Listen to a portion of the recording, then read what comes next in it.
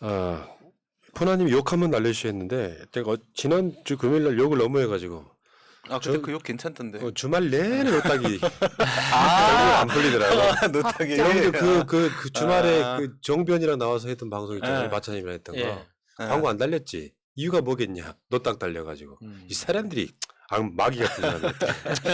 재미는 있었어. 그렇지. 재밌었으면 됐지 뭐. 노딱 한번 달린다 그래서 내가 그렇게 흔들릴 사람은 아니다. 자, 다시 이낙연 후보로 한번 돌아가 볼게요. 대장동 수사가 급박하게 돌아간다. 결선 투표를 결단해달라. 아까 제가 말씀드렸지만 결선 투표까지 시간을 벌어야 된다. 한 달은 더 벌어야 그때 이재명이 비리가 나오면 나를 뽑아줄 수 있어야 한다. 그러니까 사실상 민주당 경선을 스톱시켜 놓자. 그러면 결선 가게 만들어주면 된다. 이거거든요.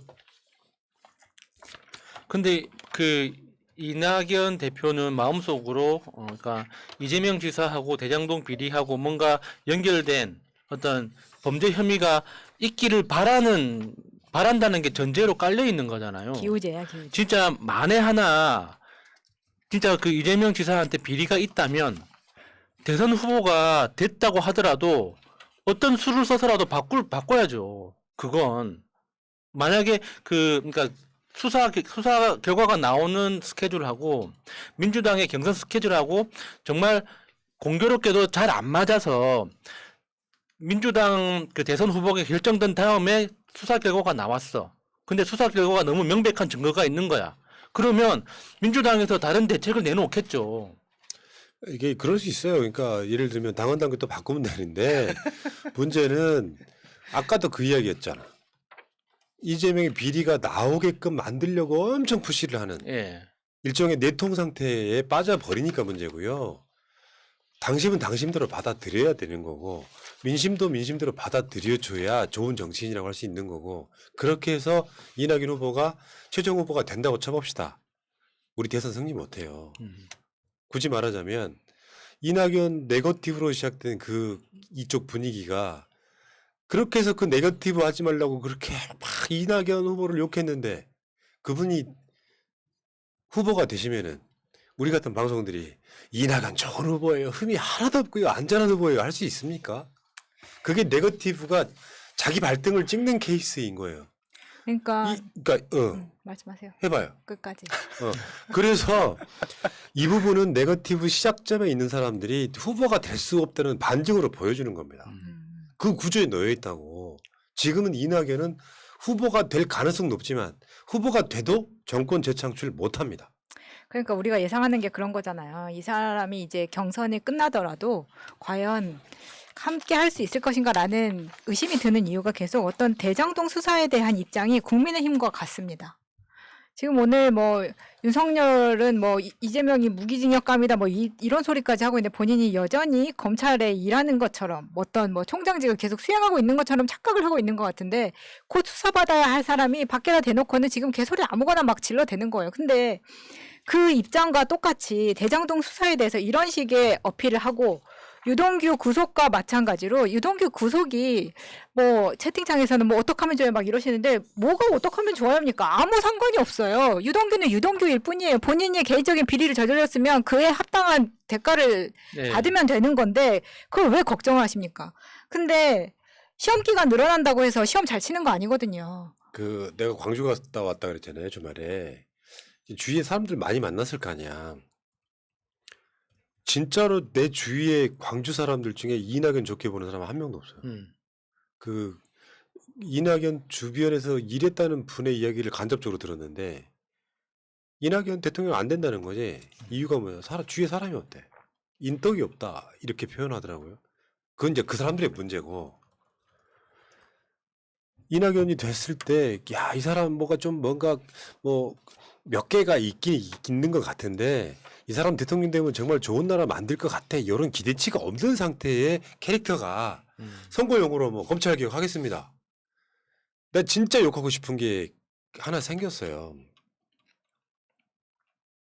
보편적 복지에 관련된 건데 최근에 88% 지급이 있잖아요. 예. 이낙연 후보는 다 그 결이잖아. 없는 사람한테 두텁게 줘야 된다고 예. 생각해요.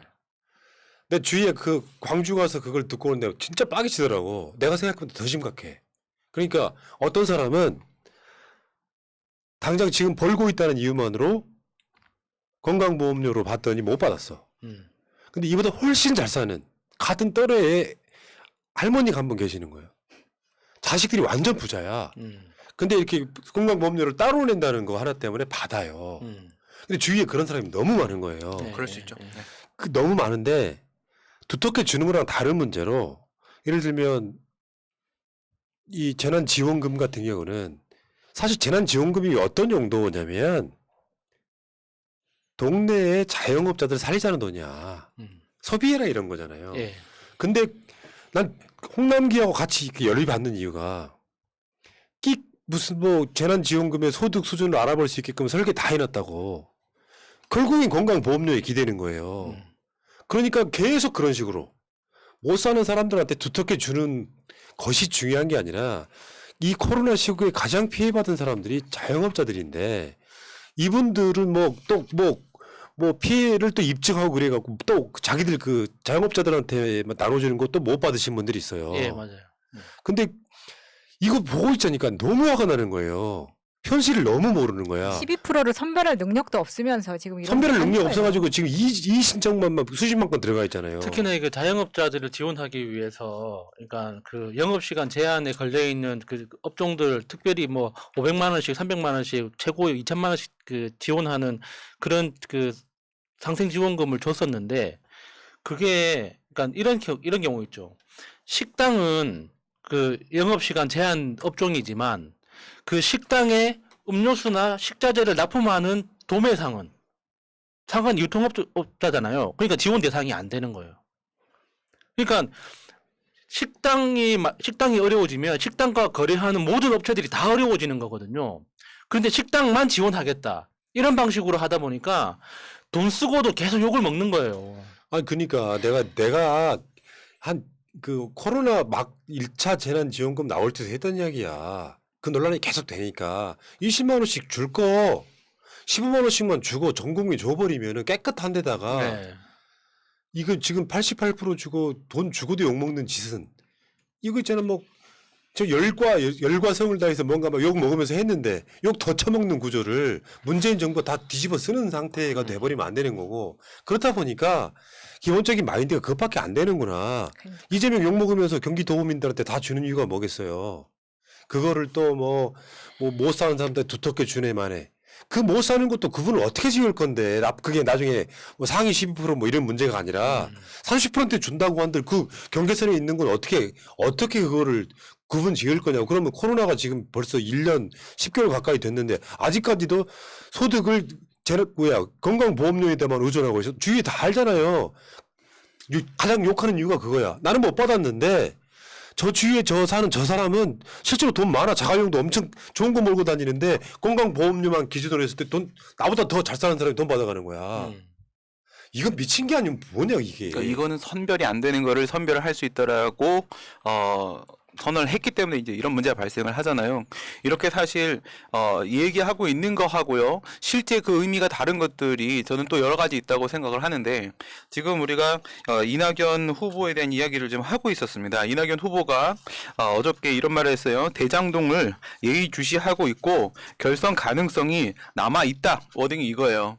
대장동을 예의주시하고 있고 결선 가능성이 아직 남아 있다. 이렇게 얘기를 했습니다. 그러면 여러분 그리고 어저께 여러분들 장면을 보시면 아까 말씀드린 대로 이낙연 캠프 쪽 이제 지지자들이 와서 본선 가자 두 가지 있어요. 화천대유 그다음에 본선 가자 이걸 했습니다. 본선 간다라고 했습니다. 본선 간다. 결선을 통해서 본선을 간다고 이렇게 얘기를 하고 있습니다. 그런데 여러분 잘 생각해 보시면 이낙연 쪽에서 진짜 결선 가는 걸까요? 절대 아닙니다. 생각을 해보십니다. 지금까지의 표를 가지고요. 진짜 딱 50% 밑까지 이재명 지사를 끌어내려가지고 딱 간당간당 49.9%에서 결선을 갔다고 칩시다. 그러면 두 가지 변수가 있어요. 그들도 알고 있습니다. 그분들도 결선에서 죽어도 이길 수 없다는 걸 알고 있어요. 첫 번째 명추연대가 있죠. 이 명추연대는 사실 탑다운 방식으로 두 후보가 합의를 봐서 연대를 하고 우리가 그걸 따라가는 케이스가 아니라 이 지지층이 하나이기 때문에 이건 바텀업 방식으로 이루어진 연대 방식입니다. 이거가 있고 그다음에 경기 쪽이 있습니다. 그래 이길 수 없어요. 그러면 원하는 건 뭐냐면 결론은 이겁니다. 대장동을 예의주시하고 있고 결선을 갈 수 있다라고 얘기하는 건 이재명 후보가 대장동 문제로 후보 사퇴를 해야 된다. 그거 외에는 방법이 없어요. 그렇게 돼야지 추미애 후보와 이낙연 후보가 이렇게 붙어서 거기서 이길 수 있다. 이렇게 가는 거예요. 자, 이낙연 이야기 여기까지 대충 할 건데 국민적 관심도도 단적인 그 비교를 한번 해볼 수 있죠. 그 집사부 일체에 윤석열, 이재명, 이낙연 나왔는데 시청률 비교 한번 해볼게요. 이낙연 후보가 시청률에서 제일 낮아요. 세 사람 중에도. 윤석열 7.4, 이재명 9, 이낙연 6.2. 지상파 시청률 이재명 9면 굉장히 관심을 받은 거거든요. 또 뭐 요즘에는 또 뭐 본방사수하는 사람 많지 않은 시대이기도 하고. 그러니까 실제로 이낙연은 본인이 잘하려고 했다면 국민들한테 아, 저 정치인 대통령 되면 뭔가 좀 좋은 나라 만들겠네 하는 기대치가 없는 상태에서 자기 실력이 없다 보니 상대방 흠잡기가 오히려 예견돼 있었는지도 모르겠다 이런 생각을 좀 해봤습니다. 그리고 그러다 보니까 저 시청률 차이가 저렇게 나는 거예요. 이낙연에 대한 관심도는 별로 없는 거죠. 그게 말하자면 본선 경쟁력인데 대장동으로 일부 흔들리는 중도가 있긴 할 거예요. 이재명이 뭐 있는 것처럼. 근데 실제로 민주당 지지층들은 대부분 다 이재명으로 수렴되고 있는 그래서 서울이나 경기 같은 경우는 득표율이 훨씬 더 나올 거다 이런 예상들을 하고 있는 이유가 그런 거다. 자, 여기까지 하겠습니다.